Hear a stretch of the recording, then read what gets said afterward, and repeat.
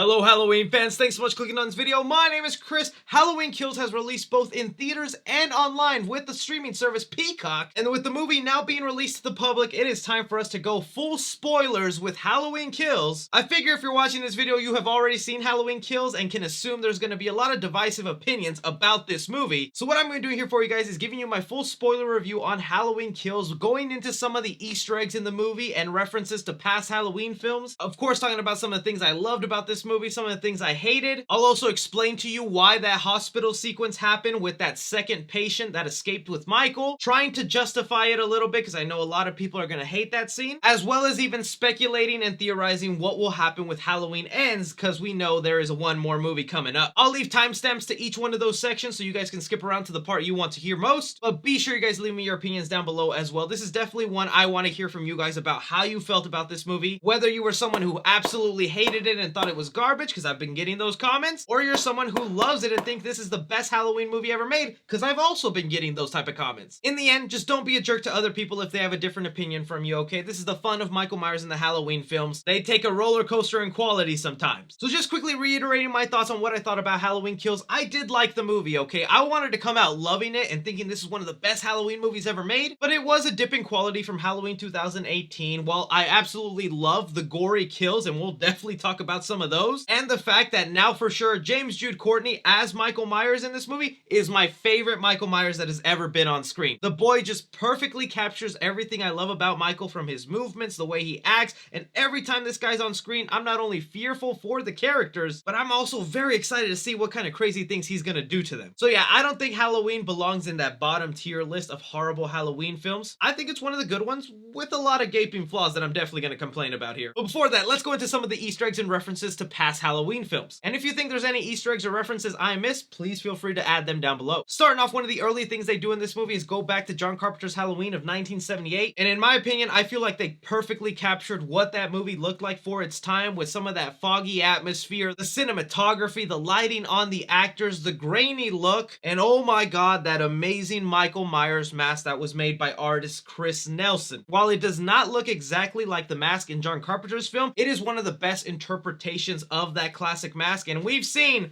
the Halloween franchise try to replicate that mask throughout all the movies. I'm looking at you, Halloween 4 and 5. Now, we are following a couple of new characters we didn't know exist back then. One of them in particular was a young Officer Hawkins, partnered up with a childhood acquaintance of Michael Myers, and sets up the whole thing that Michael, at the end of the day, just wants to go home and stare out his sister's window. Sounds to me like the original motive of Michael is just he was pissed he got the wrong room in the house. We cut from the officers to then a little Lonnie wearing the exact same clothes of the 1978 movie. Although I feel like they kind of shifted his character. This guy is supposed to be the bully of Tommy Doyle, who seemed like a complete brat, but now we find out he was actually getting bullied by the Mulaney's. Characters I'm pretty sure were introduced in this movie on purpose and will probably come back in Halloween Ends, because you don't just have a group of kids come out and say, "That's what you get when you fuck with the Mulaney's," for them not to show up again in the future. In fact, I'm gonna call it right now and say either Christy or Mindy are related to the Mulaney's somehow. That's the two kids we see in the park in this movie that, hey, I kinda like, even though they are brats. I worked in after-school programs before YouTube. Kids definitely act like that. After the officers find Lonnie, they step in front of the Myers house, where we see a Strode Realty sign. This is a callback to how Laurie Strode's father is a realtor, and he was tasked with selling the Myers home. Inside the Michael Myers house, we do see a dead dog carcass. This is a callback to the 1978 movie where Loomis finds that dead dog. What is that? It's a dog. It's still warm. He got hungry.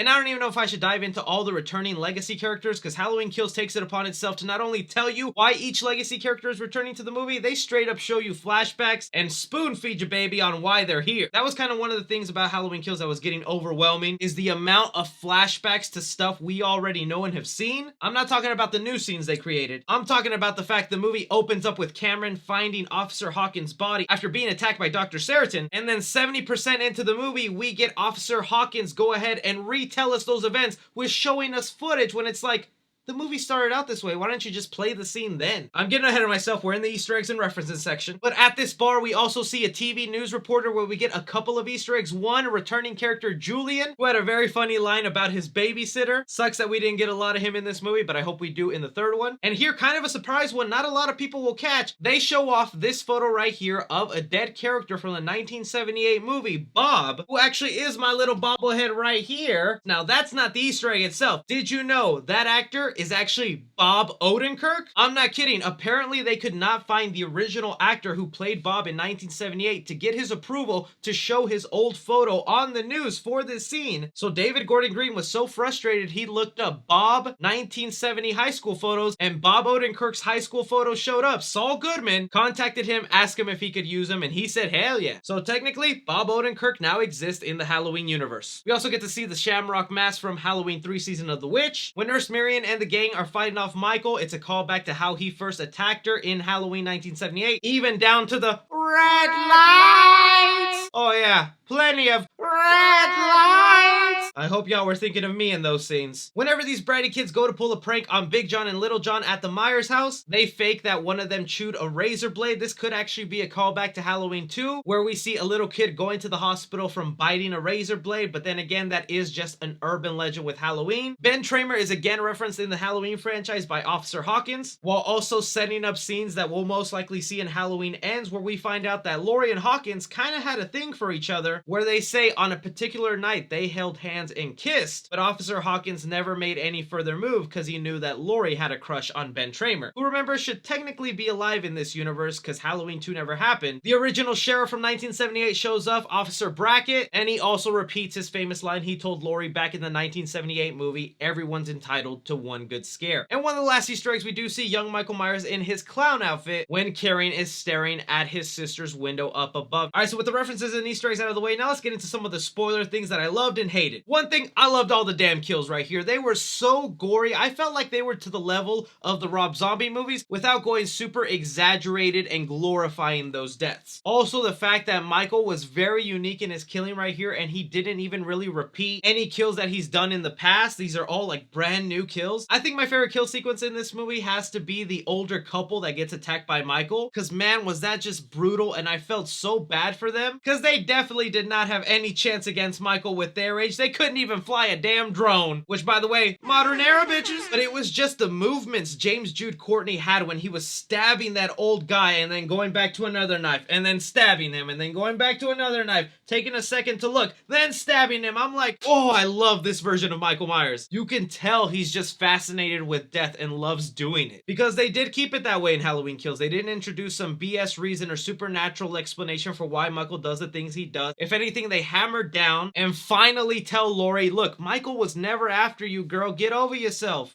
It's not about you. Which was one of the things I hated, how late they told Laurie that. Because early on, Allison already knows that and even tells the officer when she's explaining her side of the story. But then when she's talking to her mother in the hospital and trying to tell her that she's gonna go hunt Michael, and Karen tells her no, because he's gonna come here, so we gotta prep here. Allison doesn't even mention that Michael is not after Laurie and that it was all motive by Dr. Seriton, and then that's why we have to hear about it way late into the film through Officer Hawkins. But hey, I did not mind that Laurie sat this one back for this movie, okay? I was perfectly happy with the idea of the legacy characters coming in and taking the spotlight while Laurie obviously needs to recover, because when I was looking at the trailers, I really thought she was just going to take a shot of adrenaline and then magically her scar and knife wound would heal up and then she could fight Michael John Wick style. I kind of would have thought that would be so unbelievable, so I'm not as mad as some people at the fact that Laurie was not a big factor in this movie. But the thing that does piss me off is they just don't really use the legacy characters to the full advantage. For me, it felt like they were glorified cameos. I was expecting a lot more out of these guys, and especially Tommy Doyle. I was excited for Michael Anthony Hall version of Tommy Doyle. The boy didn't really nail it. He was really over the top, wacky, and weird, and I couldn't even tell if this was a tough guy or a scaredy cat. And at some points, I was even getting really annoyed with his character and just the amount of times he was riling up the town of Haddonfield, feeding them wrong information and saying the words over and over, "Evil dies tonight."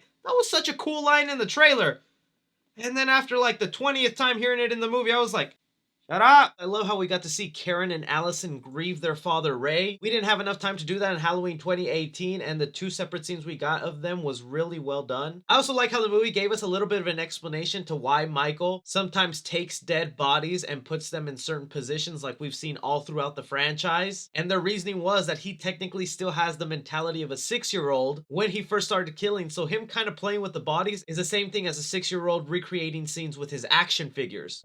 He's a 6-year-old boy with the strength of a man. I was also very happy that they actually showed somebody living in the Michael Myers house. I always thought that was so stupid in all the other Halloween films where it was just one of those houses that nobody touched and was abandoned. Because in the real world, that would not happen. Even if somebody was murdered in there, there's someone that will buy that house and live in it. It really does suck that they killed off so many of the legacy characters, and I'm like, who the heck is left for Halloween Ends? Lindsay Wallace also, girl, she did not get enough time in this movie. She was awesome, even though she was taking a whole decade to fill a bag with bricks. But I'm glad they at least kept her alive, and she'll for sure be a factor in Halloween Ends. One random thing that did bother me with the Lindsay character though is I feel like there was a missing scene in the movie, because she's able to get away from Michael by hiding by a tree, but then when they go find her, she's like covered in water, super bruised up and bloodied. Feels like there's something that happened we didn't get to see in between there. And as much as I like the scene where you have the legacy characters talking about how they would go and run up to the Myers house and touch it, it feels a little out of place because a bunch of their friends had just died in front of them. And it's even weirder when they cut to the next scene and they rush Lindsay Wallace to the hospital like she's in immediate need of care, where if that's the case, why were they just lounging around in the car talking about old times? But let's talk about that death that Cameron got, because oh my god, everybody wanted this character dead since he cheated on Allison in Halloween 2018. But like, look,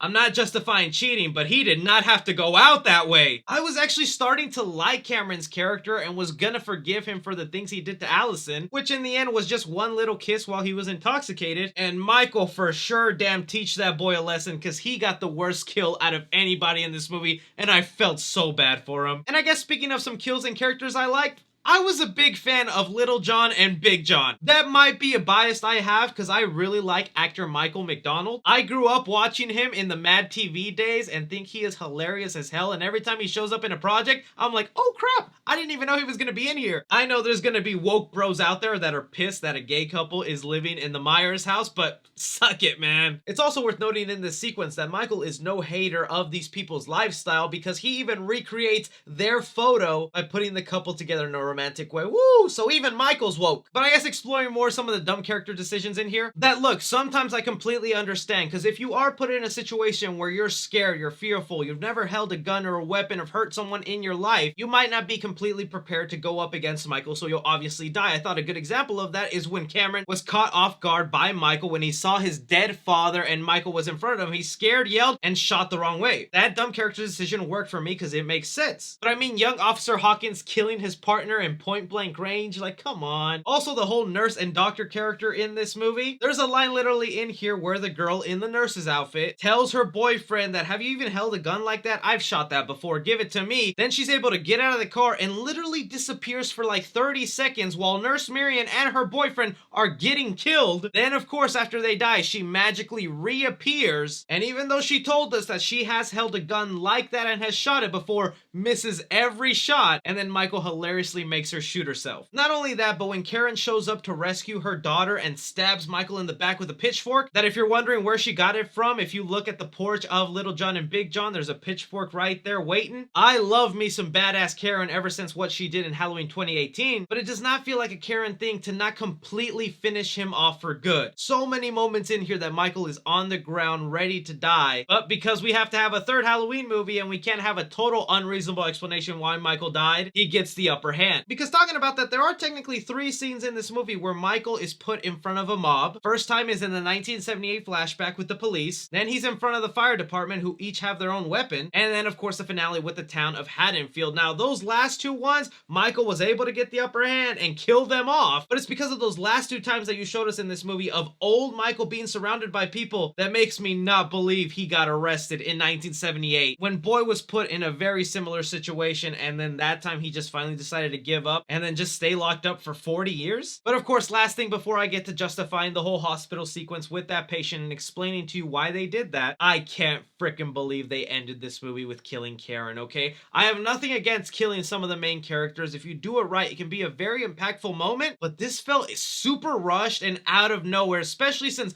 just moments ago, we saw Michael across the street far away. Now his house is surrounded by police, but yet somehow he managed to get in without anyone seeing him, sneak up on Karen, and then kill her off in the most unsatisfying way with a bunch of editing cuts and then him just slicing randomly. I don't know, I felt like badass Karen deserved a much better death than that. And heck, I kind of wouldn't even be surprised if they retconned that and have her still be alive by Halloween Ends, because hey, we all thought Officer Hawkins was dead in Halloween 2018, but he turns out to be alive in Halloween Kills. So maybe that's why they didn't show us the details of her death and where exactly she was stabbed and sliced, so they have that option to bring her back. Talking about now that hospital patient scene, that is going to be a real controversial topic, and I want you guys to tell me whether you liked it or hated it, because the movie definitely spends a lot of time on that. Now, this was the social commentary element of this movie that I wasn't too sure about whether I liked or not. Because with Michael Myers now not having any motive, the film could just turn out being a bunch of random scenes of Michael killing, which we do get a lot of that. And if that's all the movie was, it just would not have worked. So they're trying to add elements like social commentary to elevate it from just being a slasher, and it kind of does mimic our reality. What they're trying to do there is the fear mob mentality, and you can even kind of compare it to what happened with COVID this last year. Now, I know when I bring that up, you guys are going to get mad and upset, but David Gordon Green himself has confirmed in Halloween Ends they will be mentioning COVID and they'll deal with some politics, so might as well get used to it now because it will be part of Halloween Ends. But the way the town of Haddonfield reacted whenever they thought that this patient that they saw on the news, the media that they think is their official source, is a commentary on how we get our news and how sometimes false news or fake news can fear people into the wrong thing. Think about the toilet paper shortage or water shortage some of us went through during this pandemic and how there were just herds of people buying everything up because the news told them to.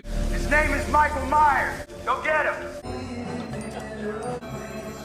That's what they were trying to tackle here with a monster like Michael Myers, is here's that fear mob mentality, and what happens when you organize that, it doesn't always work out for the best. Now, on the Halloween side of things, why this was included, it has been a factor in all the different Halloween movies, even from different timelines, that innocent people die. Again, going back to Ben Tramer, who was almost shot in the head by Dr. Loomis himself out of fear that that was Michael Myers, but instead was killed off by a cop. Then we go to something like Halloween 4, The Return of Michael Myers, a lot of people's favorite movie, where again, you have a mob of Haddonfield of drunk people looking for Michael Myers, and they accidentally kill an innocent citizen who was hiding in the bushes, all because of their fear that it could have been Michael Myers. Then you go to Halloween H2O, where you have a character who's told about Michael and how scary he is so frightened and paralyzed by that fear that he accidentally shoots at an innocent police officer, LL Cool J. And yes, I know he doesn't die by the end of Halloween H2O, but that is that same situation of fear consuming you and killing the wrong person. So believe it or not, that hospital sequence is perfectly in line with all the other Halloween movies, and that's why I'm mixed on it, because I'm like, okay, it fits with Michael Myers, but the movie just did not handle it right and spent a little too much time on it. Leading me to what will happen now in Halloween Ends based on everything we see here. For one, we're going to be getting more flashbacks, okay? You saw what they did with Dr. Loomis? They were just testing the waters right there. It definitely seems like they're gonna get body doubles for a young Laurie Strode, probably bring back young Officer Hawkins, that same actor, and maybe other characters to play their body doubles. And don't even comment, oh Chris, no, they're gonna do deep fakes like Marvel.